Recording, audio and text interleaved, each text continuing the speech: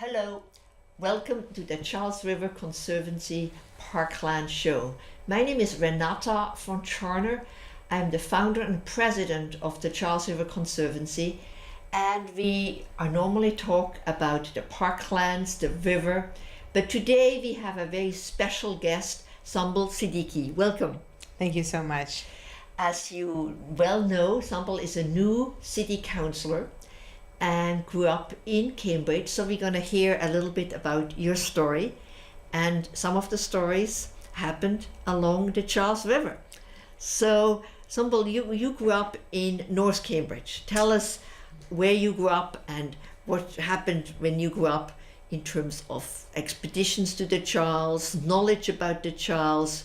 Tell us your story through the lens of the Charles River. We are very single-minded on the show. Happy to. So yeah, I grew up in North Cambridge. I immigrated here with my family from Pakistan, and we were fortunate to get an opportunity to live in the Ring Towers. So I grew up in the middle tower at 364. And how old were you when you arrived? We were about 2-3 years old, Mm-hmm. and so very young. And then, during that time, I definitely went to Dennehy Park a lot, but through the school programs, through summer programs, we were always going to the Charles River. I have really, early memories of going to the Science Museum. Ah, the Science Museum. Well, the Science Museum has a wonderful exhibit about the Charles River. When you come in, and then after you've shown your ticket, then you go down the stairs, and the room that overlooks the Charles River has a wonderful exhibit. So I actually did a CCTV program, so you can Google that by going to the YouTube, and they test the water there in real time. The EPA, the Environmental Protection Agency, has an instrument that is in the water, so you can watch the water quality in real time, and then also look in a microscope what's in it. And it's a wonderful exhibit. Highly recommend that. So you should go back. You say it was your preferred museum. Yeah, it's still my preferred museum. I love that museum. So I'll definitely, next time I have some friends in town, I always end up going. Yeah, they have some great interactive exhibits there. And they show some of the animals in the river, life coming back. And many of the pictures that they have taken in that exhibit kind of have the water at the eye level. So you kind of look under the water and you look into the air. So it's a very beautifully done exhibit. So I spent a lot of time there. And then also growing up, my dad would take us, I have a twin brother, so he would take my twin brother and I to see the fireworks. Every 4th of July, the whole family, the four of us, we'd just get on the banks and have a picnic. So I remember just loving going to the river, being near the half shell. So you would sit in front of the hat shell. You wouldn't watch from Cambridge. We sometimes it varied, but sometimes we watched from Cambridge. Sometimes we were being very adventurous, and we'd go to the hat shell if there was room. You know how crowded it gets. Yeah. So definitely a lot of memories of going there with my dad and my mom and my brother. Yeah, it's a beautiful spot. The hat shell's being restored right now.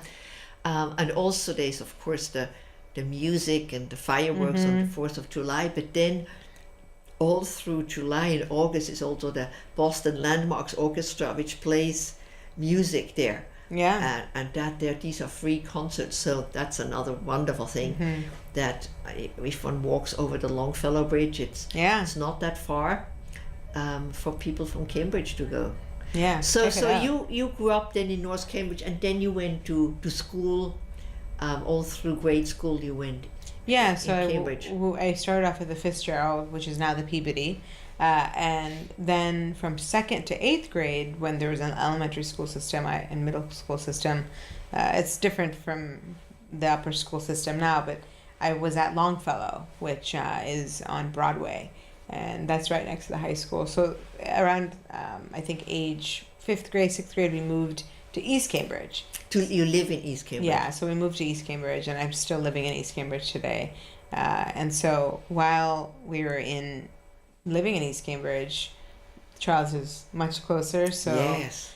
you know, I remember I didn't do any sports in high school. I was one of the theater kids, but you know, I think we would always go for an outing to go to the Charles, go for a bike ride, go for a run. You know, I did city year programs, and so through those programs they would bring us sailing, and they would bring us to the river. So I had always opportunity to go to the river. So and it's such a beautiful place. Yeah, we're lucky to have that river, isn't We it? really are, yeah. And East Cambridge is going through a major change. I mean, it's a neighborhood that has a wonderful historic houses, and now there's a whole new city being developed in Cambridge Crossing, Kendall Square. It's crazy. Yeah. Everything is changing, and but East Cambridge, it still has less open space and less swimming pools than other neighborhoods. So I think I actually have a map of North Point Park, which is in East Cambridge, and which is all the green parks there were created as part of the Big Dig mitigation, $100 million. So that's a whole new park system in Cambridge. So do you remember the area of North Point Park when you were a child? It was a no man's land. It was really. nothing. It was nothing. Yeah, so was I remember Kendall being nothing.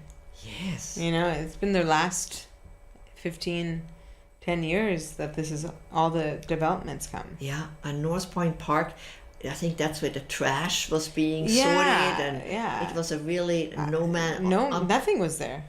Yeah. So it's jarring sometimes to look at how much change has come, and you know how, you know, the city's been shaped by that change.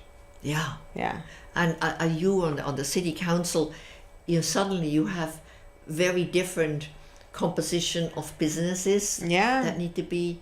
But before we come to your as a city councillor, tell us. So you went to do high school also in Cambridge? I went to Cambridge Indian Latin, which I loved, and then I was able to go to Brown University, which I also really, really loved, and I came back in 2010.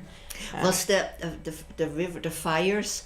Were they Water already there? Fire. Were they already there when you were in school? I loved there? Water Fire. Yeah, if you haven't checked out Water Fire, go do it in Providence.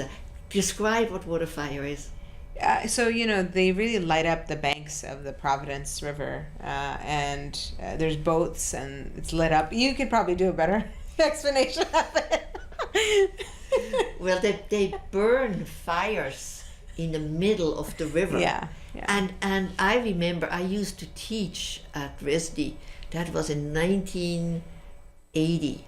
And then it was still, that was not a pretty area. It was only really changed so much later.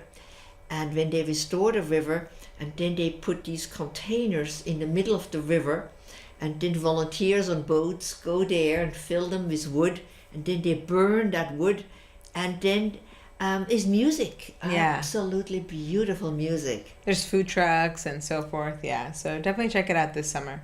Yeah.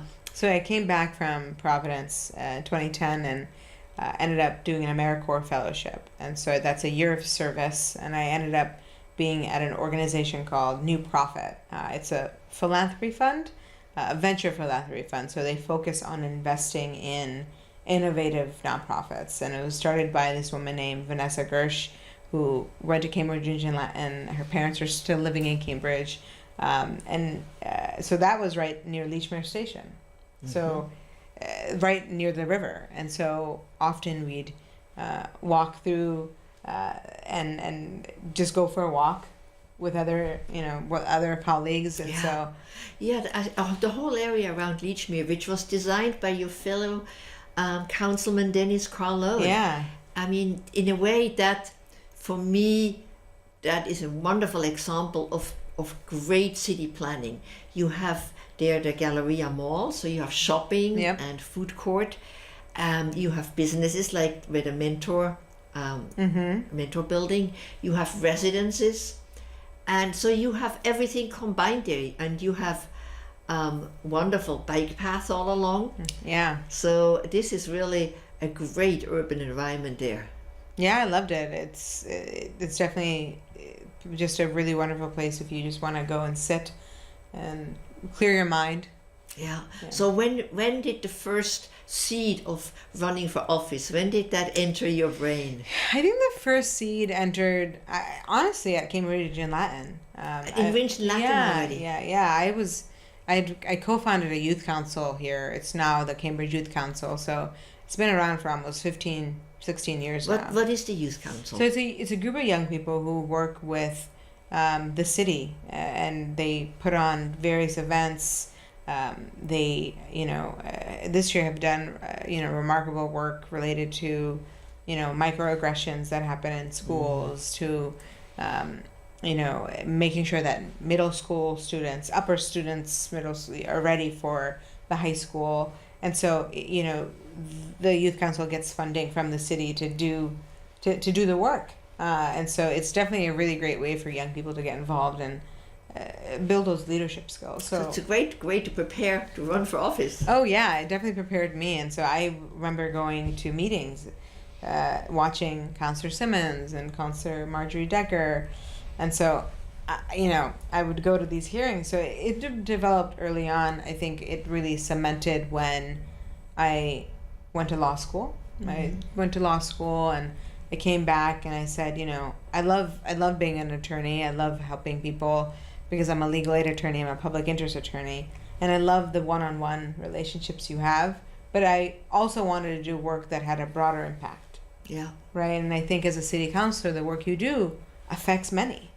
Mm-hmm. You're enacting policies that will have an impact on a wider set of people. And so that's why I ran. I wanted to not only do the work that I one-on-one helping people, but I really wanted to do broader policy work. And I felt that with the skills that I have as an attorney, as someone who works with constituents, and I also majored in public policy as a Brown student at Brown. So you already had a background. I really love thinking about policies, and so I said, okay, and I grew up here, so I think I have a personal connection that I think people see, and people know. Oh, they remember me. Oh, Sumbul, she grew up here. So I think that connection is important. And so all those factors came together, and I ran and I won. So when you decide to run, then you go and sign up, or did you have a former or a current city councillor who said, what about you running? I mean, did you have kind of a mentor or? So I did this 6-month training program called Emerge Massachusetts. Yes, I heard very good things about that. Yeah, I did Emerge, and so that gave me the nitty-gritty tools. And then I had mentors like. Tell a little bit more about that program. Yes, so the program is a great program. You basically get mentored by women who've run or who've helped someone run, and you get the nitty-gritty on what do you fundraise? What is fundraising? How do you do it?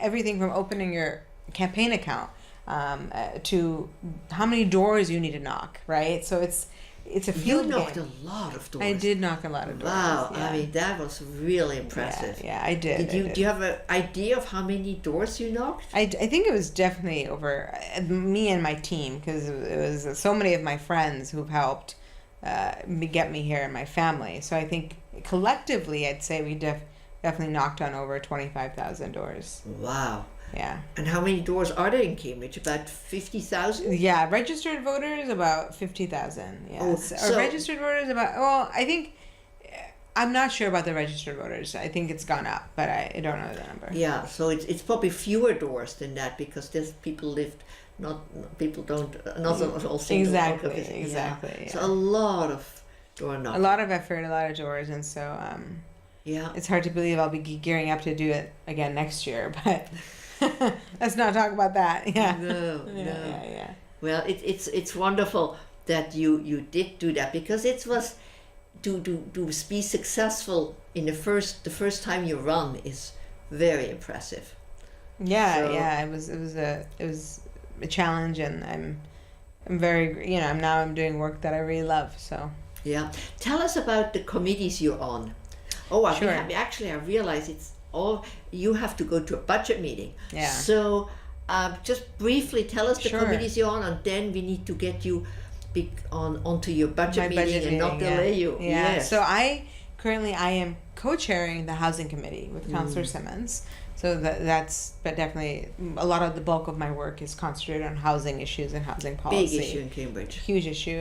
And then I am a co-chair of the Human Services Committee with Councillor Alana Mallon, who I also record a podcast with. Right here at CCTV. Yes. Every week. Yeah. She's my partner in politics, and so I'm very grateful for her. And then the last committee, I chair this committee. I chair the Economic Development and University Relations Committee. So I'm very busy. And then I'm on committees. So, I'm on several other committees. So it's definitely a lot of work, but fun work. Well, I'm going to put up the information in case people want to get in touch with you. Please. And so thank you for coming today. And I will bring that up again. And thank you for running. Thank you. It's a lot of work, and it's wonderful. I was involved in getting the vote for women in Switzerland in 1971. Oh, wow. So we are a different generation, and thank you for what you're doing. And keep running that river when your leg is well again, and enjoying it. And thank you so much. Thank you so much for having me.